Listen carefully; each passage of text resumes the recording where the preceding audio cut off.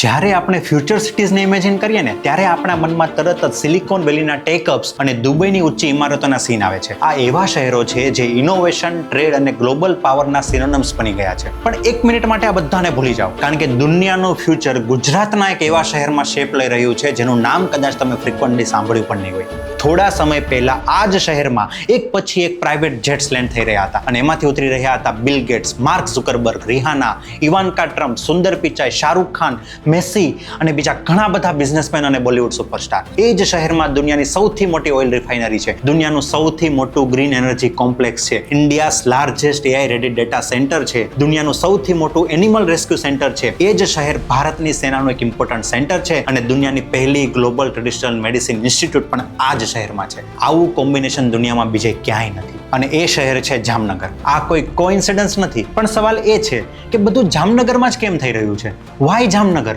ગુજરાતના એક ખૂણામાં આવેલું આ શહેર અચાનક દેશ અને દુનિયા માટે આટલું અગત્યનું કેવી રીતે બની ગયું? છેલ્લા થોડા વર્ષોમાં જામનગર એક એવી સિટી બની ગઈ છે જેના પર માત્ર ઇન્ડિયાની નહીં, દુનિયાભરની નજર છે. ફોરેન ઇન્વેસ્ટર એમના બિલિયન્સ ઓફ ડોલર અહીં લગાવવા તૈયાર છે. દુનિયાની ટોપ ટેક કંપનીઝ જામનગરમાં ઇન્વેસ્ટ કરી રહી છે. એટલે જ બધાની વચ્ચે એક જ સવાલ ઊભો થાય છે, વાય જામનગર?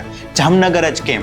આનો જવાબ કદાચ તમને પણ ચોંકાવી દેશે. આ ખાલી એક શહેરની કેસ સ્ટડી નથી, પણ એક એવી કેસ સ્ટડી છે જ્યાં જિયોગ્રાફી, હિસ્ટ્રી અને એક બિઝનેસ એમ્પાયર મળીને દેશની દિશા નક્કી કરી રહ્યા છે. ચાલો આ આખી વાતને આપણે સ્ટેપ બાય સ્ટેપ સમજીએ. તમે જામનગરને ઇન્ડિયન મેપ પર જુઓ તો તમને એક નોર્મલ સિટી લાગશે, પણ એ જ જામનગરને જો તમે ગ્લોબલ મેપ ઉપર જુઓ તો તમને સમજાશે કે આ સિટી એકચ્યુઅલી એક સ્ટ્રેટેજિક ગોલ્ડ માઇન છે. અરેબિયન સીના કિનારે આવેલું આ શહેર Saudi Arabia, UAE, Kuwait, Iraq જેવા મિડલ ઈસ્ટના ઓઇલ રીચ કન્ટ્રીઝની સૌથી નજીકનું ઇન્ડિયન લોકેશન છે. એના લીધે ક્રૂડ ઓઇલ ટ્રાન્સપોર્ટેશનમાં ટાઈમ અને શિપિંગ કોસ્ટ બંને ઓછા થઈ જાય છે. અને એક ફેક્ટ જે કદાચ બહુ ઓછા લોકોને ખબર છે કે ઇન્ડિયાનું લગભગ 70% મિનરલ ઓઇલ ઇમ્પોર્ટ આ જ ગલ્ફ ઓફ કચ્છ રિજનમાંથી થાય છે. એટલે કે દેશની એનર્જી સિક્યોરિટીનો સીધો રસ્તો જામનગરમાંથી પસાર થાય છે. કારણ ગલ્ફ ઓફ કચ્છ એક નેચરલ ડીપ વોટર ઝોન છે. દુનિયાની જાયન્ટ ઓઇલ ટેન્કર શિપ અહીં આરામથી ડોક થઈ શકે છે. અને એ જ કારણે આજે જામનગર ઓઇલ રિફાઇનિંગનું એક વર્લ્ડ સેન્ટર બની ગયું છે. અને ઇન્ટરેસ્ટિંગ એ છે કે જામનગરની લોકેશન માત્ર મિડલ ઈસ્ટ સાથે જ નહીં, સુએઝ કેનાલ થઈને યુરોપ અને આફ્રિકા સાથે પણ ડાયરેક્ટ સી કનેક્ટિવિટીથી કનેક્ટ થાય છે. એક સિટી દુનિયાના 3 કોન્ટિનેન્ટ સાથે ડાયરેક્ટ ટ્રેડ કનેક્ટિવિટી ધરાવે છે. ધેટ્સ વાય જામનગર આજે ઇન્ડિયાનું નંબર 1 એક્સપોર્ટ ડિસ્ટ્રિક્ટ બની ગયું છે. ઇન્ડિયાના ટોટલ મર્ચેન્ડાઇઝ એક્સપોર્ટમાંથી લગભગ 15 થી 20% વેલ્યુ એકલા જામનગરથી એક્સપોર્ટ થાય છે. જામનગર પાસે કમ્પ્લીટ ઇન્ડસ્ટ્રીયલ ઇકોસિસ્ટમ છે. કોઈ પણ લાર્જ સ્કેલ ઇન્ડસ્ટ્રી એસ્ટાબ્લિશ કરવા માટે વોટર, લેન્ડ, લેબર, ઇન્ફ્રાસ્ટ્રક્ચર અને ઇન્વેસ્ટમેન્ટ આ બધાની જરૂર પડે છે. અને જામનગર પાસે બધું જ એકસાથે અવેલેબલ છે. ગલ્ફ ઓફ કચ્છની નજીક હોવાથી ભરપૂર વોટર સપ્લાય, ફ્લેટ અને ઓપન લેન્ડ જે કન્સ્ટ્રક્શન એક્સપાન્શનને ઇઝી બનાવે છે, સ્પેશિયલ ઇકોનોમિક ઝોન્સ જે ટેક્સ બેનિફિટ આપે અને એક્સપોર્ટ અને ઇમ્પોર્ટને સ્મૂથ બનાવે છે, અને આ સાથે જ અફોર્ડેબલ અને સ્કિલ લેબર. આ બધાના કારણે જ રિલાયન્સ ઇન્ડસ્ટ્રીઝ અહીં ઇન્ડિયાનું largest AI ready data center campus બનાવવા જઈ રહ્યું છે, જે જામનગરના ફ્યુચરને ડિફાઇન કરશે. કેમ? કારણ કે એઆઈ ડેટા સેન્ટર્સ માટે દુનિયામાં 2 વસ્તુ સૌથી ઇમ્પોર્ટન્ટ છે, મેસિવ ઇલેક્ટ્રિસિટી અને મેસિવ કુલિંગ વોટર. અને આ બંને માટે જામનગર એક પરફેક્ટ મેચ છે. જામનગર જે સિટીએ ઇન્ડસ્ટ્રીયલ રિવોલ્યુશનમાં ઇન્ડિયાને એનર્જી આપી, એ જ સિટી હવે ડિજિટલ રિવોલ્યુશનમાં ઇન્ડિયાને ઇન્ટેલિજન્સ આપશે. રિલાયન્સ ઇન્ડસ્ટ્રીઝ જામનગરમાં એક massive multi gigawatt AI data centre અને ડિજિટલ ઇન્ફ્રાસ્ટ્રક્ચર કોમ્પ્લેક્સ બનાવી રહ્યું છે. દુનિયા જે રેસને જીતવાની તૈયારી કરી રહી છે, એ રેસને જીતવાની તૈયારી જામનગરે અત્યારથી જ શરૂ કરી દીધી છે. જરા વિચારો, oil, green energy, AI data આ બધા સેક્ટરમાં જામનગર આવનારા વર્ષોમાં ઘણી બધી ઇન્વેસ્ટમેન્ટ ઓપોર્ચ્યુનિટી ઊભી કરવાનું છે. પણ હવે સવાલ એ છે કે આવી ગ્રોથ સ્ટોરીઝમાં આપણે કઈ રીતે પાર્ટ બની શકીએ? જવાબ છે સ્ટોક માર્કેટના માધ્યમથી. આજે સ્ટોક માર્કેટમાં ટ્રેડિંગ શરૂ કરવું ખૂબ જ ઇઝી બની ગયું છે. જેમ કે માર્કેટ વુલ્ફ જેવી સેબી રજિસ્ટર પ્લેટફોર્મ એ રીતે ડિઝાઇન કરવામાં આવી છે કે કોઈ પણ મોટા ફાઇનાન્શિયલ બોજ વગર તમે ખૂબ નાની અમાઉન્ટ ઇન્વેસ્ટ કરીને પણ ટ્રેડ કરી શકો છો. તમને લાઈફ ટાઈમ ટ્રેડિંગ એક્સેસ માત્ર 99 રૂપિયામાં મળી જાય છે. અને એમાં કોઈ યરલી મેન્ટેનન્સ ચાર્જિસ કે કોઈ હિડન ચાર્જિસ નથી. આ એપને યુઝ કરવી પણ એટલી જ ઇઝી છે. અહીં એમનું જે ફોલો ટ્રેન્ડ ફીચર છે, એમાં તમને રિયલ ટાઈમમાં એ ટ્રેન્ડ્સ દેખાય છે જે સૌથી મૂવિંગ અને પ્રોફિટેબલ ટ્રેન્ડ્સ હોય છે. ફોલો ટ્રેન્ડ પર ક્લિક કરીને તમે બેઠા બેઠા તમારો ટ્રેડ લાઈવ મોનિટર પણ કરી શકો છો. આ એપમાં એક ઇનબિલ્ટ સ્ટોપ લોસ ફીચર પણ છે જે તમને નુકસાનથી બચાવે છે.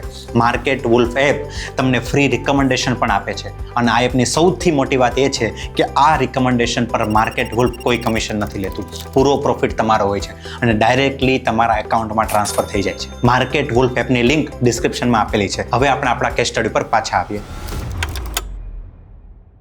જામનગર એ ઇન્ડિયાની માત્ર એનર્જી કેપિટલ નથી, એ ઇન્ડિયાની સ્ટ્રેટેજિક ડિફેન્સ સ્ટ્રોંગહોલ્ડ પણ છે.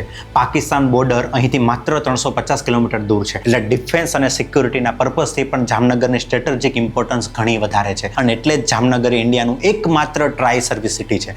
એટલે કે એવી સિટી જ્યાં આર્મી, નેવી અને એરફોર્સ ત્રણેય ફોર્સિસનું પરમનન્ટ અને ડેડિકેટેડ પ્રેઝન્સ છે. એટલે જ જામનગર એ ઇન્ડિયાની વેસ્ટર્ન ફ્રન્ટલાઇન ગણાય છે. પણ આ મિલિટરી સ્ટ્રેન્થ માત્ર બોર્ડર ડિફેન્સ માટે જ નથી, એ ઇન્ડિયાની મેરીટાઈમ સિક્યુરિટીની બેકબોન પણ છે. કેમ? ચાલો એક સિમ્પલ ફેક્ટથી સમજીએ. ઇન્ડિયાનો લગભગ 95% ફોરેન ટ્રેડ સી રૂટથી થાય છે. અને ઇન્ડિયન ઓશિયન જે દુનિયાના કન્ટેનર ટ્રાફિકનું 50% અને ગ્લોબલ ક્રૂડ ઓઇલ શિપિંગનું 80% ટ્રેડ હેન્ડલ કરે છે.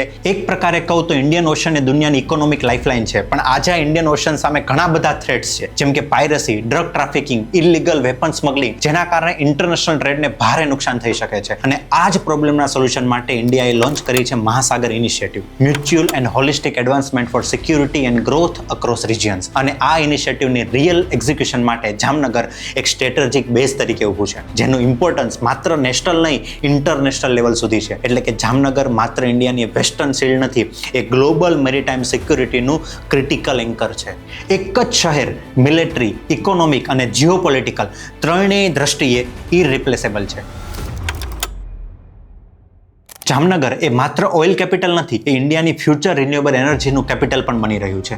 અને એનું કારણ પણ એ જ છે એની unique topography, overall Saurashtra region અને ખાસ કરીને જામનગર ઓનશોર વિન્ડ એનર્જીના પ્રોડક્શન માટે ઇન્ડિયાની વન ઓફ ધ બેસ્ટ લોકેશનમાં ગણાય છે. એનું રીઝન પણ સિમ્પલ છે. અહીંની જમીન ફ્લેટ અને ઓપન છે, કોઈ માઉન્ટેન્સ નથી. અને બીજી મોટી વાત એ છે કે અરેબિયન સી એકદમ બાજુમાં છે, એટલે અહીં કોસ્ટલ વિન્ડ્સ કન્સિસ્ટન્ટલી મળે છે. એટલે જ આજે જામનગરમાં massive onshore wind farms develop થઈ ચૂક્યા છે. અને જામનગર ધીમે ધીમે ઇન્ડિયાનું વિન્ડ એનર્જી હબ બનતું જાય છે. અને આ બધા નેચરલ એડવાન્ટેજીસને જોઈને જ રિલાયન્સે જામનગરમાં દુનિયાનું સૌથી મોટું ગ્રીન એનર્જી ગિગા કોમ્પ્લેક્સ બનાવી રહ્યું છે. એટલે કે જે જામનગર આજે દુનિયાને ફોસિલ ફ્યુઅલ આપે છે, એ જ જામનગર આવતીકાલે દુનિયાને ક્લીન એનર્જી પણ આપશે.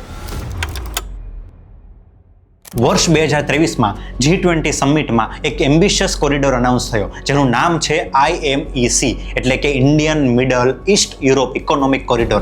આ પ્રોજેક્ટનો મુખ્ય ગોલ છે કે સુએઝ કેનાલની ડિપેન્ડન્સી ઘટાડવી અને ઇન્ડિયાને UAE તેમજ સાઉદી અરેબિયા થઈને ડાયરેક્ટલી યુરોપ સાથે છેક મેડિટેરિયન સી સુધી એક સીમલેસ ટ્રેડ રૂટથી જોડવું. અને આ ટ્રેડ રૂટ ઇન્ડિયા માટે એક માત્ર કોરિડોર નથી, એક ગેમ ચેન્જર છે. કારણ કે જ્યારે આ એન્ટાયર રૂટ એક્ટિવેટ થશે ત્યારે એનું સૌથી મહત્વનું ટ્રેડ સેન્ટર હશે જામનગર. હા, એ જ જામનગર જે અત્યાર સુધી માત્ર રિફાઇનરીઝ માટે ઓળખાતું હતું, હવે ઇન્ટરનેશનલ લેવલ પર એક મેજર ઇન્વેસ્ટમેન્ટ અને ટ્રેડ હબ બનવાની તૈયારીમાં છે. જે રીતે દુબઈએ મિડલ ઈસ્ટનું ગેટવે બન્યું, એ જ રીતે જામનગર આવનારા વર્ષોમાં ઇન્ડિયાનું વેસ્ટર્ન ગેટવે બનવા જઈ રહ્યું છે.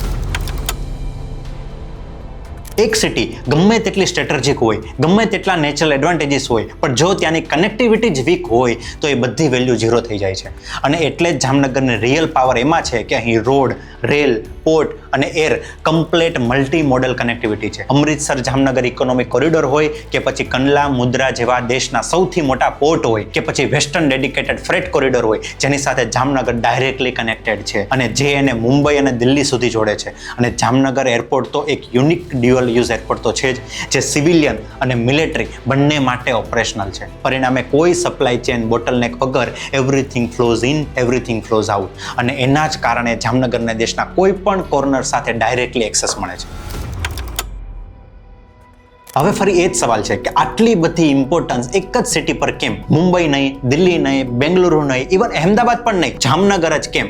જવાબ એક જ સેન્ટેન્સમાં છે, કારણ કે જામનગર એક સિટી નથી, એ ઇન્ડિયાની એક નેશનલ સ્ટ્રેટેજી છે. વિચારો, દુનિયામાં બહુ ઓછી સિટીઝ છે જ્યાં જીઓગ્રાફી, ડિફેન્સ, ઇકોનોમી, એનર્જી અને ફ્યુચર ટેકનોલોજી બધું એક સાથે કમ્બાઈન થાય છે, અને જામનગર એ લિસ્ટમાં ટોપ ઉપર છે. બીજી એક પણ ઇન્ડિયન સિટી આટલા એડવાન્ટેજીસ એક સાથે ઓફર નથી કરતી જે જામનગર કરે છે. મુંબઈ પાસે ફાઇનાન્શિયલ મસલ છે પણ સ્ટ્રેટેજિક લોકેશન નથી. દિલ્હી પાસે પોલિટિકલ પાવર છે પણ કોસ્ટલાઇન નથી. બેંગલુરુ પાસે ટેક બ્રેન છે પણ એનર્જી ઇન્ફ્રાસ્ટ્રક્ચર નથી. પણ જામનગર પાસે પાસે બધું જ છે, એક જ સાથે એક જ ગ્રાઉન્ડ પર. આપણે પાસ્ટમાં જોયું ઓઇલ રિવોલ્યુશન, પ્રેઝન્ટમાં આપણે જીવી રહ્યા છીએ એનર્જી અને ડિફેન્સ રિવોલ્યુશન, અને ફ્યુચર રચાઈ રહ્યું છે ગ્રીન એનર્જી અને એઆઈ રિવોલ્યુશનનું. ત્રણેય યુગની એકમાત્ર કોમન થ્રેડ એટલે જામનગર. અને એક સિમ્પલ યુનિવર્સલ ટ્રુથ છે, જે કન્ટ્રીની એનર્જી સિક્યોર છે એ કન્ટ્રીની ઇકોનોમી સિક્યોર છે, જે કન્ટ્રીની ડિફેન્સ સિક્યોર છે એ કન્ટ્રીની સોવર્નિટી સિક્યોર છે. આ માત્ર એક શહેરની સ્ટોરી નથી, આ ઇન્ડિયાના ડિટર્મિનેશન, ઇનોવેશન અને વિઝનની સ્ટોરી છે. આ આત્મનિર્ભર ભારતના ડ્રીમનું લિવિંગ એક્ઝામ્પલ છે. જામનગરની સફર આપણને બતાવે છે કે સાચા વિઝન,